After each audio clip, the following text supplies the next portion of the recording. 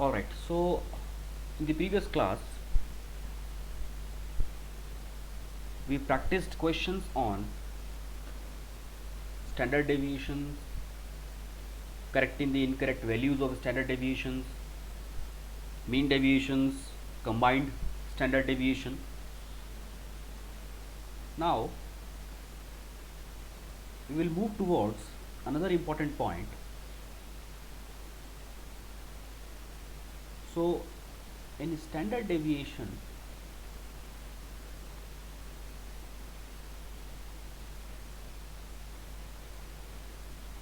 this is an absolute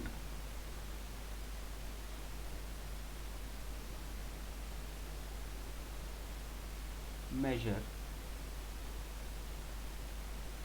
of dispersion. So there has to be a relative measure of dispersion also for the standard deviation, and its relative measure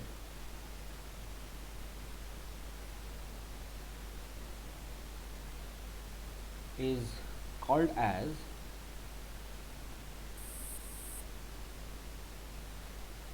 coefficient of variation. Now this coefficient of variation is very important relative measure of dispersion. It is widely used while looking for uniformity and consistency across different data sets. Yes, it is based on standard deviation and is a relative measure of dispersion. This coefficient of variation can be calculated as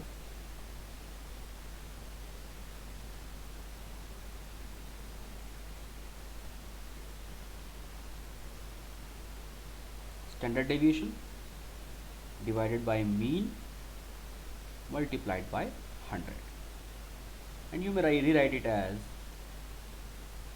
sigma divided by x bar multiplied by 100. So this is your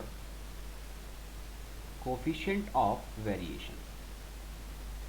Now since you have studied many measures, you should be able to differentiate between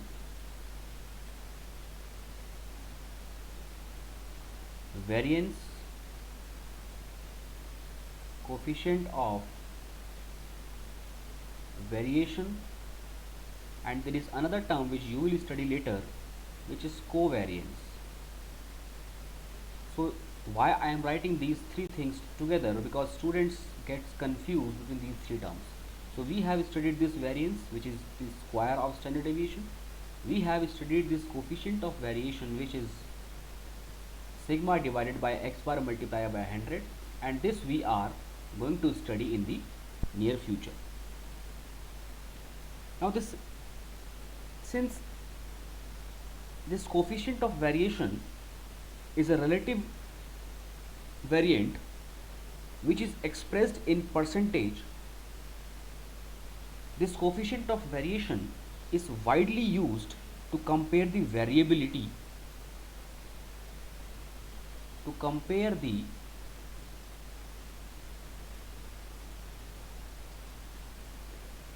variability of two or more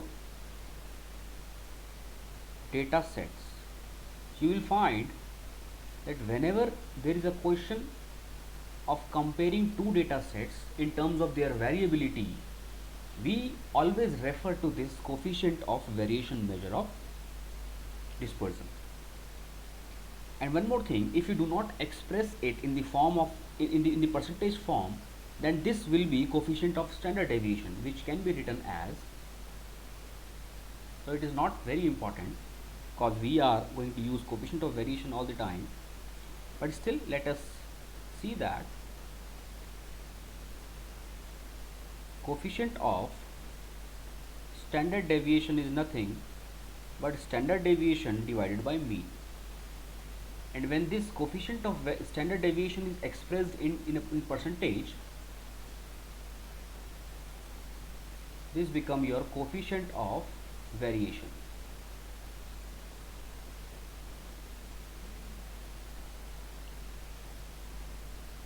So this is your coefficient of variation. So where this coefficient of variation is smaller, where this coefficient of variation is smaller, it is said to be less variable. So if the value of coefficient of variation is smaller than the other data set, as it is a comparison measure, then the variability is lesser than the other data set. And if the variability is less, we can say that consistency is high. Any doubt in this, you can ask right now. This is a very important statement. You all must record this statement. Class, are you able to see this? Please revert.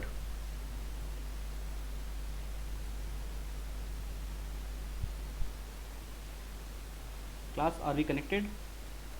Are we on the same page? Yes, sir. Alright, so you get this point. If this coefficient of variation is smaller, it means the variation is small. And when the variation is small, it means that consistency is high. So if these are the observations, and these observations are having less coefficient of variation, it means these values are less variable. इसमें जो average score से disperse होने का chance कम है, या फिर ये बहुत कम डिस्टेंस पे डिस्पर्स हो रही है, दे मूव अराउंड. आप देखेंगे, let me make a diagram for you. So if this is the average and this is the average for series 2, this is average for series 1, this is average for series 2.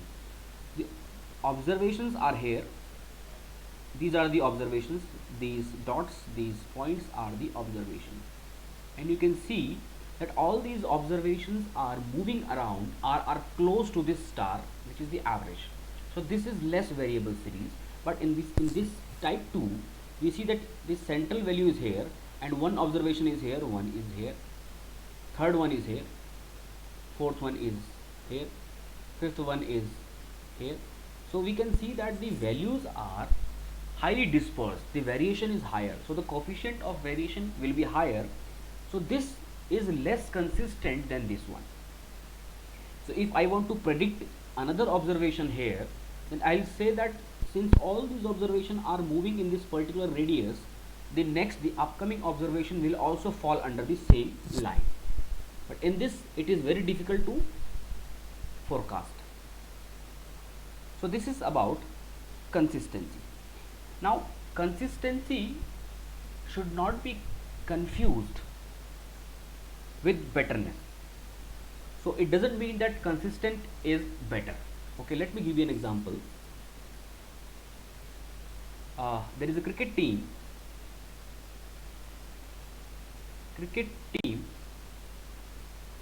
one, and there is another cricket team 2. In this cricket team 1, there is one player called V1, and there is one player called K1. Now these are domestic cricket teams. These are domestic teams, and in the national team,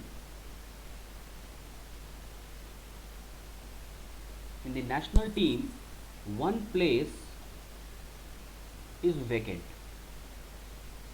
national team में एक जगह खाली है और हमारे पास दो domestic teams हैं, एक प्लेयर V1 है, एक प्लेयर K1 है. इन दोनों का परफॉर्मेंस को हमें एनालाइज करके अपनी टीम में जगह देनी है.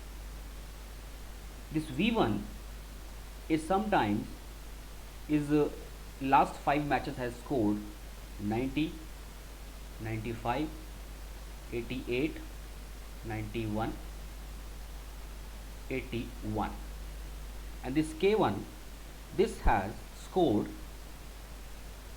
100, 50, 200, 40, 30 and 250. There is another domestic team and there is a player A1. This A1 has scored 10, 10, 10, 11, 10. So we can see that consistency is good in this player, though the total score of this K1 can be higher than the V1, but this consistency is not good. So we have to look at other parameters also, not only consistency but also the total scores. So if this player seems to be unpredictable. So it scores a century, then 50, half century, then double century, then no performance, then suddenly this one. So it is difficult to predict, but this player seems to be very consistent and it is easy to make a decision for this player. Similarly, this player also seems to be consistent. So if you are taking consistency as the only variable, as the only decision making variable, then you may lose in this case by selecting A1. The consistency is high, but he is not scoring well.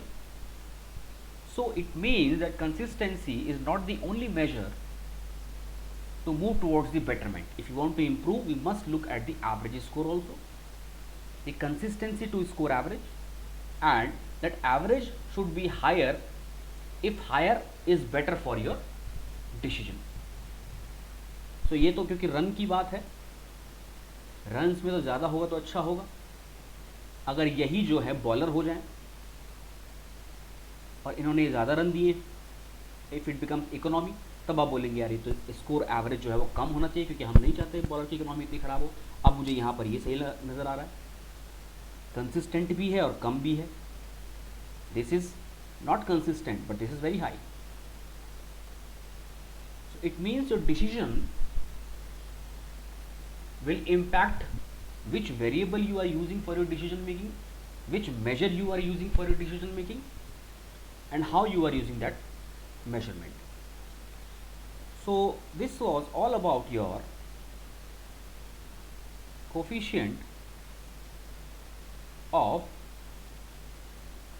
variation, which was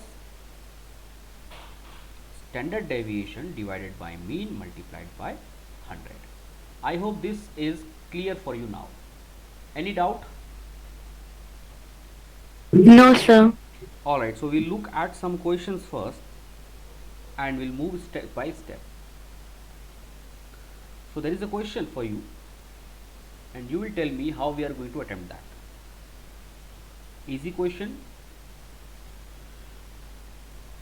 It says that algebraic sum of 10 items about 8 is -5. Okay. Find arithmetic mean. Also find coefficient of variation if standard deviation is 1.5.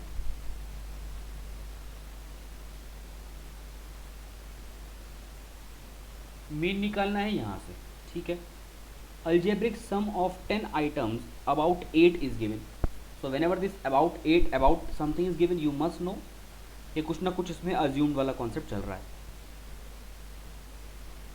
इसको देखिए हम लोग, this is n, this is your a assumed mean, and -5 is algebraic sum of 10 items, sum of 10 items about 8 is -5. So we can say that this is summation D. So we know to calculate mean as a plus, ऐसे निकालते थे, ए add करना पड़ता था। क्यों add करना पड़ता था ये आप जानते हैं, मैंने ऑरिजिन और स्केल के बारे में पिछली क्लासेस में बता दिया गया है। So we put the values here, we get that 8 plus -5/10, और इसको आप कैलकुलेट कीजिए। 8 - 5/10, 85, 75/10 will give you 7.5. So now we have the value of mean as 7.5. We have a standard deviation as 1.5. Can we calculate coefficient of variation? Yes. How? 1.5 divided by 7.5 multiplied by 100. This will give you 15, 5, 20. 15, 5, 20. So this is your 20%. 20% का variation is data के अंदर. Is it clear? Class? Yes, sir. Yes, sir. Okay. Another question. Sir, Yes. sir -5 summation D कैसे हुआ? See, हम जो चीज़ shortcut method के अंदर करते थे, इसीलिए मैंने आपको पहले भी कुछ डेफिनेशंस को एक्सप्लेन करके एक्सप्रेशन में लिखा है। अब इसको समझते हैं कि आपको कहा क्या गया है। आपसे ये कहा गया स्टेटमेंट क्या है। Statement is the algebraic some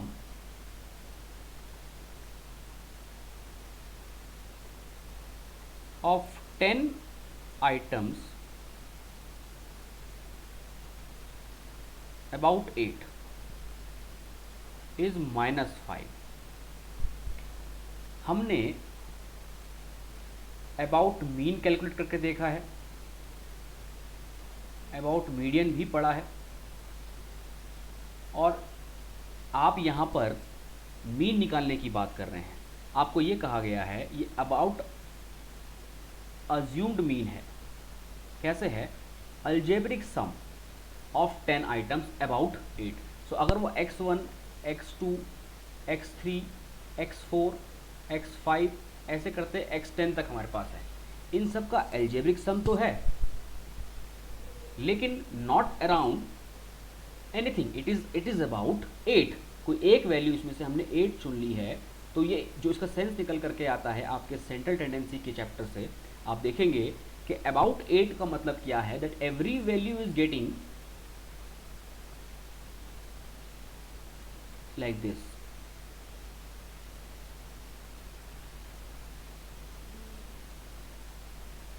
x2 minus 8, x3 minus 8, x4 minus 8, x5 minus 8, x10 minus 8। तो this 8 will get add back. ये 8 जो है आगे जाकर के a बन के वापस से ऐड हो जाता है। कहाँ पर? यहाँ पर। और इन सब को जब आप ऐड करते हैं, this gives you algebraic sum of 10 items. वो आइटम्स पता नहीं है, this 10 items about 8, the algebraic sum of this, actually this it is written as n equal to 10, ऐसे लिखा था i, यहाँ पे इसको इस तरह से किया जाता है। तो this is your x minus 8 for all the 10 observations, their summation x minus 8 is -5, is -5. So here we need to understand the statement wise expression of these problems. So जितने ज़्यादा क्वेश्चन, मैंने आपको पहले भी कहा है, जितने ज़्यादा क्वेश्चंस आप सॉल्व करेंगे उतना ही ज़्यादा आप इसको समझ पाएंगे। अब इस क्वेश्चन में कुछ भी डिफ़िकल्ट एलिमेंट नहीं था, एक एलिमेंट था तो सिर्फ इसका इंटरप्रिटेशन। तो अब अगर आपने इस तरह के क्वेश्चन सॉल्व कर लिए हैं, तो आगे जा कर के एग्ज़ाम्स में या कहीं पर भी इस तरह के क्वेश्चन को आप आसानी से इंटरप्रेट कर सकते हैं। तो statistics is all about interpretation of information into data, then processing them, analyzing them, and then reinterpreting the results in the form of information.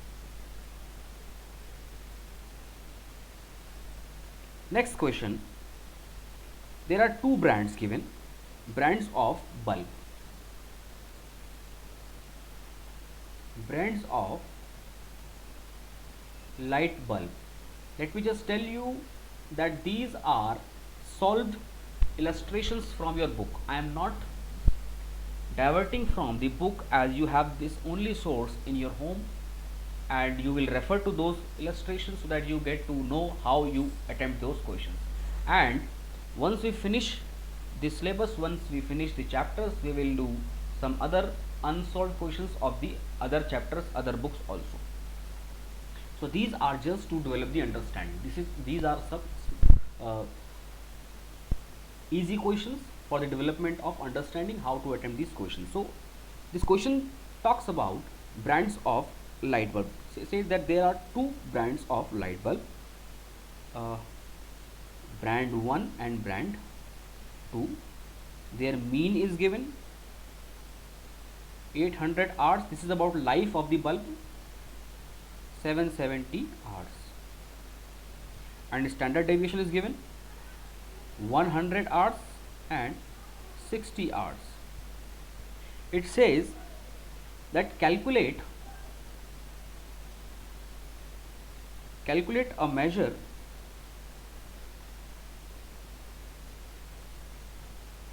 of relative dispersion. आप relative dispersion का measure निकालिए and interpret that, और उसको interpret भी कीजिए. Now let us look at this brand 1. Brand 1 says that average life here is 800 hours, but standard deviation is of 100 hours. इसका मतलब क्या है? That average आपने बल्ब, जितने बल्ब भी बनाते होंगे, कोई 1000 घंटे चलता होगा, कोई 900 घंटे चलता होगा, कोई 1200 घंटे चलता होगा, कोई 500 घंटे भी चलता होगा. एवरेज निकाला तो it was found that on an average the life is 800 hours. ठीक है, good, average life is good, but along with it says that 100 hours का स्टैंडर्ड डेविएशन है, यानी कि एक्चुअल ऑब्जर्वेशन जो है वो अपने मीन से डाइवर्ट हो सकता है. उसका स्कोर है 100 आवर्स का. सिमिलरली दूसरा एक और बल्ब है, उसकी एवरेज लाइफ तो कम है, 770 hours, but it's dispersion is also less. तो इसमें से कौन सा बल्ब कैसा होगा, वो हमें उसके लिए रिलेटिव डिस्पर्जन निकालना होगा. तो हम अपना कोफिशिएंट ऑफ वेरिएशन निकालते हैं. Coefficient of variation for first and for second. First के लिए कैसा निकाला जाए, 100 डिवाइडेड बाय 800 मल्टीप्लाइड बाय 100. ये आपका हो जाता है लगभग 12.5%. और दूसरा हम निकालें तो 60 डिवाइडेड बाय 770 मल्टीप्लाइड बाय 100. इसको आप निकालिए तो it will come around 7.8%. Now the coefficient of variation is higher in the brand 1 but lower in the brand 2. Higher and lower. इसका इंटरप्रिटेशन क्या देना चाहिए?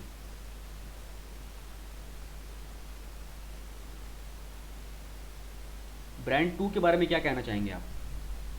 Sir, it would be more consistent.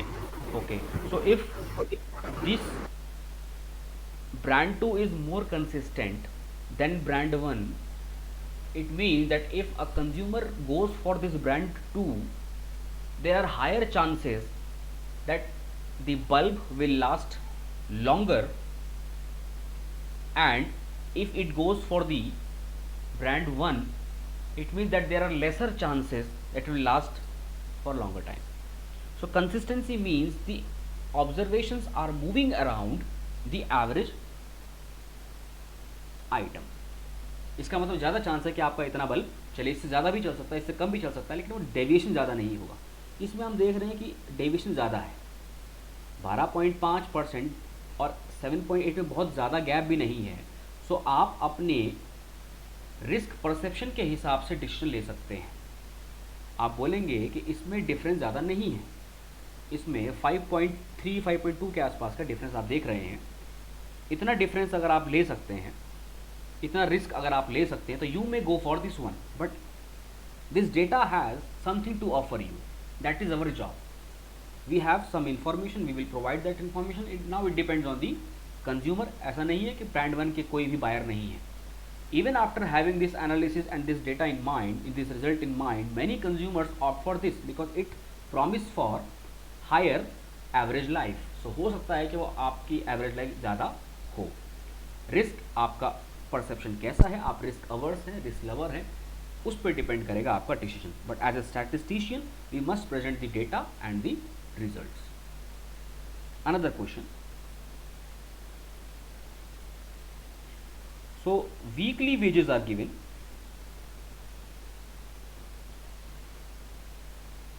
Weekly wages of workers in a factory increases from rupees 800 to rupees 1200. ठीक है. उससे हुआ क्या कि स्टैंडर्ड डेविएशन भी इंक्रीज हुआ from 100 to 500.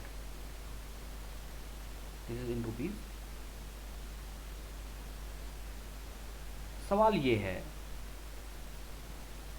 have the wages become less uniform?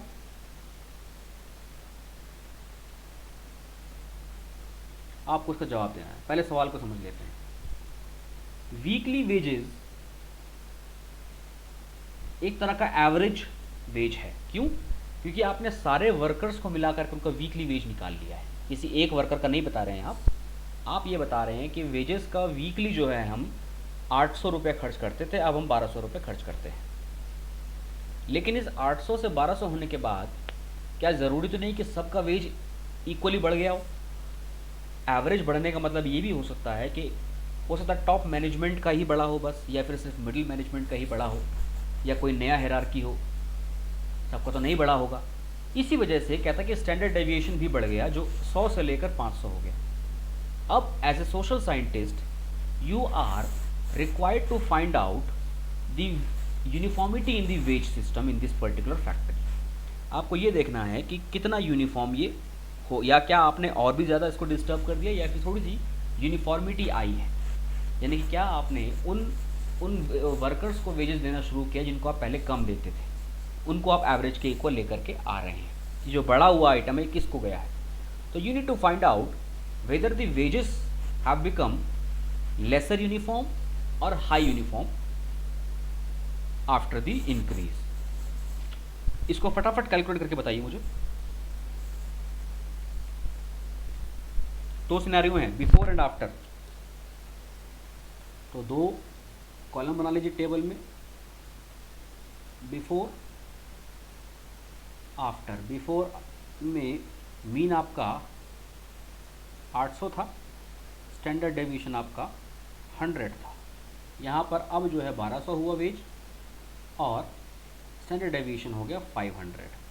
आप क्या निकाल सकते हैं? कोफिशिएंट ऑफ वेरिएशन दोनों का निकालिए.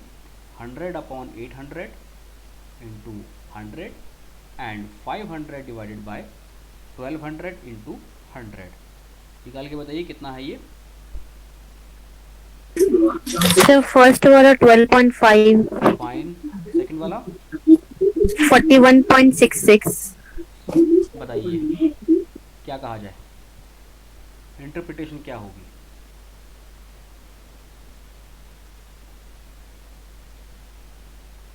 इंटरप्रिटेशन क्या दी जाए? वेरिएशन बढ़ा है कि कम हुआ है? सर इंक्रीज हुआ है. अच्छा, वेरिएशन इंक्रीज हुआ है, इसका मतलब sir less uniform. Yes, variation का बढ़ जाना मतलब यूनिफॉर्मिटी का कम हो जाना. यूनिफॉर्मिटी का कम हो जाना मतलब कंसिस्टेंसी का भी कम हो जाना। तो इट मीन्स अब जो है, क्योंकि आप वेरिएशन ज़्यादा पा रहे हैं, इसका मतलब जो वेज बड़ा होगा वो शायद हायर ग्रुप का ही बड़ा होगा, तो अब गैप ज़्यादा आ गया है एवरेज के अराउंड, क्योंकि टॉप मैनेजमेंट में कम लोग होते हैं और लोअर मैनेजमेंट पे या ग्राउंड मैनेजमेंट पे लोग ज़्यादा होते हैं। You will find the number of leaders will be less than the number of workers. तो उन लेस नंबर पे, जो लेस नंबर ऑफ लीडर्स है, अगर उन पर ज़्यादा आप खर्चा कर देंगे तो गैप अपने आप ज़्यादा हो जाएगा। It means it is less uniform now. Now means after. So statistics is all about making decisions. इसी तरह के क्वेश्चंस आ पाएंगे। ऐसा नहीं है कि आपने फटाफट मीन निकाल के छोड़ दिया, नंबर दे दिया और हो गया। हमेशा आपसे स्टैटिस्टिक्स के अंदर इंटरप्रिटेशन पूछी जाएगी, उसका यूज़ आगे आपसे पूछा जाएगा।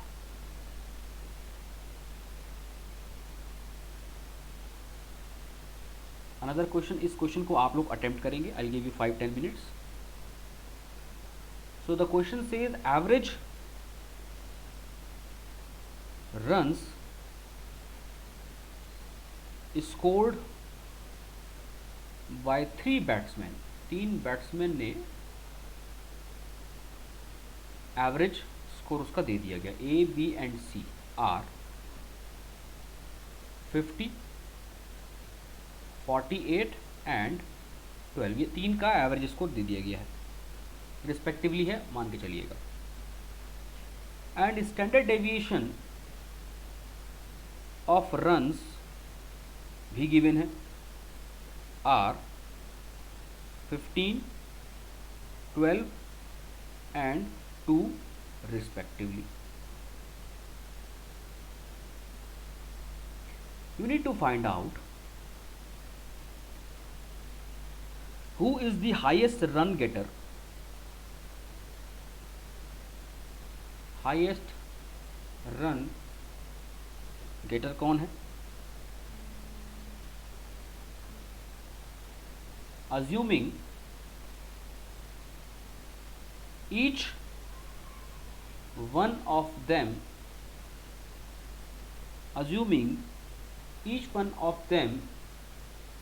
have played equal innings. So now this becomes crucial, क्योंकि अगर ये नहीं बताता तो हमारा क्वेश्चन ओपन एंड हो जाता, फिर हम अजम्पशन लेते हैं, क्योंकि एवरेज इनिंग्स पे डिपेंड करेगा। And if one of them is to be selected on the basis of, ये भी बता दिया गया है, on the basis of consistency, then who would that be। अब पहले मैंने आपको एग्जांपल में समझाया था कि ज़रूरी नहीं कि कंसिस्टेंसी ही मैटर करे, बट यहाँ पर दे दिया गया है that selectors are looking for consistency only. तो किसको सेलेक्ट किया जाए, तो अब ये आपको कैलकुलेट करने हैं दोनों पॉइंट। टाइम लीजिए 5-10 मिनट्स, उसके बाद हम लोग वापस जुड़ते हैं।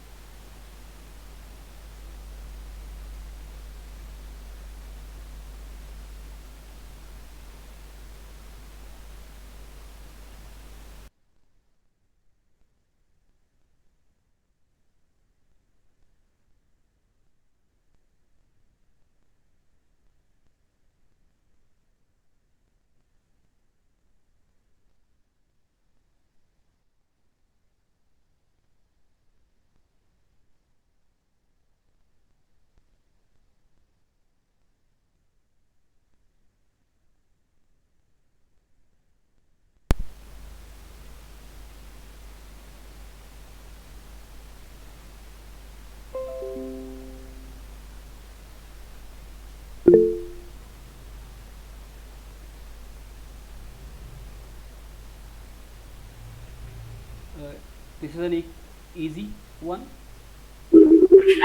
So C. You are asking about the first option. No, sir, I'm telling that answer should be of first should be C, like 16.66. Why? How you do that?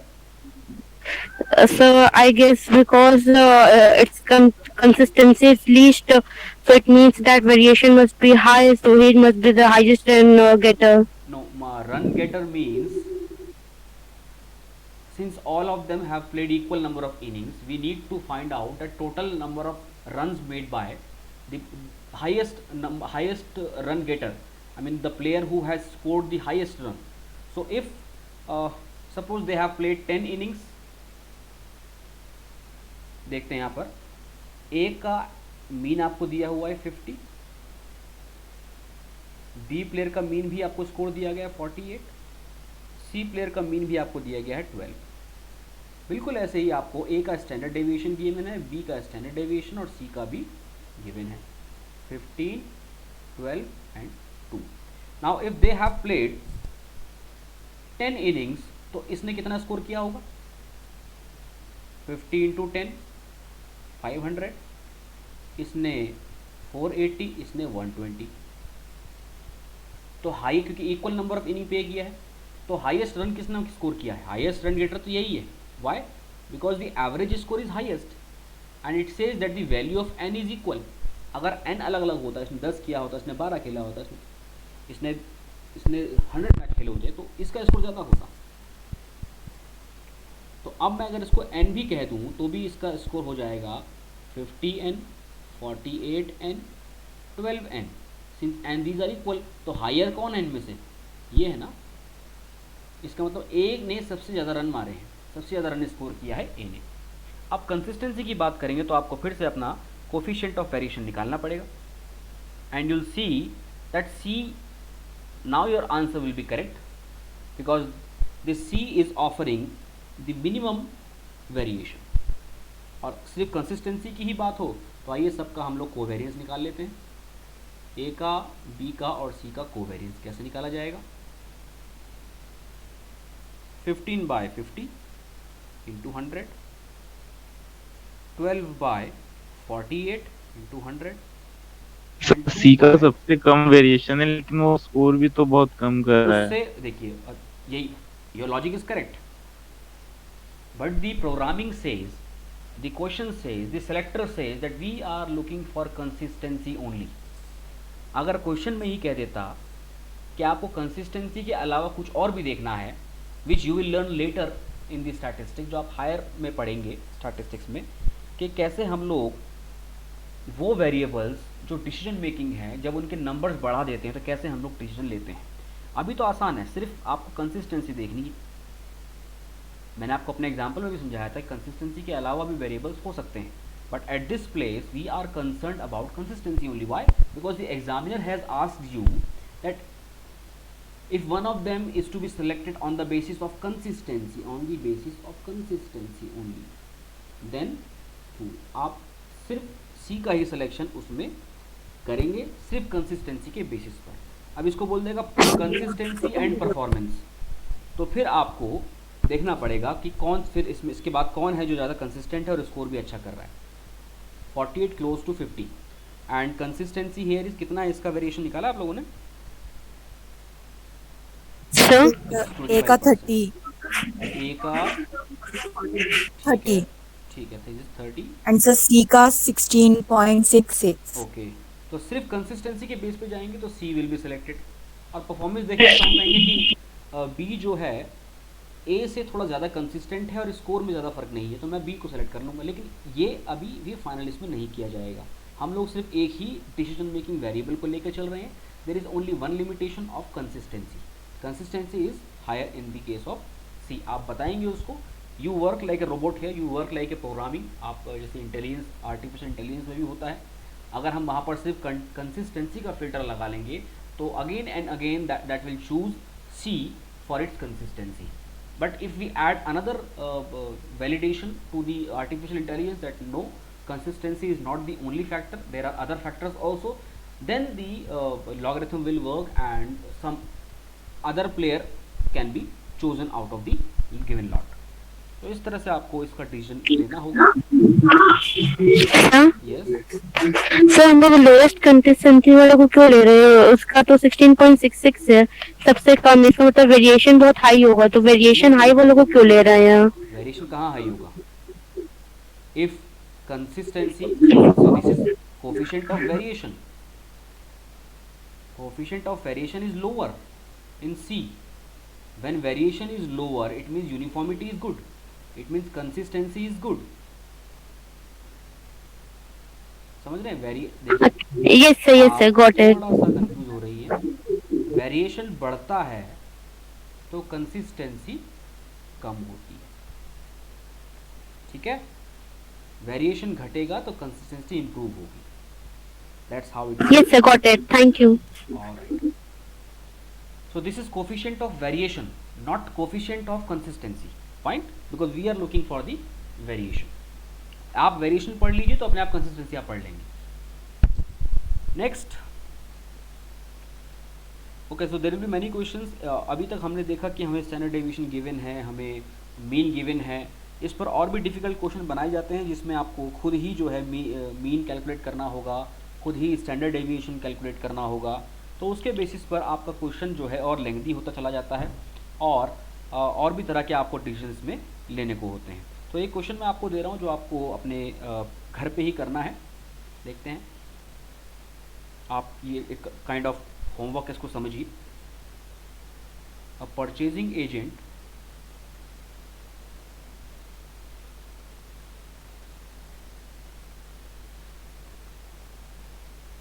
obtained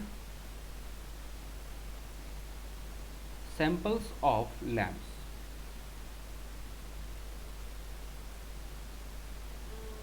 from two suppliers. ठीक है, दो suppliers हैं और एक purchasing agent है, उसने तो sample लिए हैं.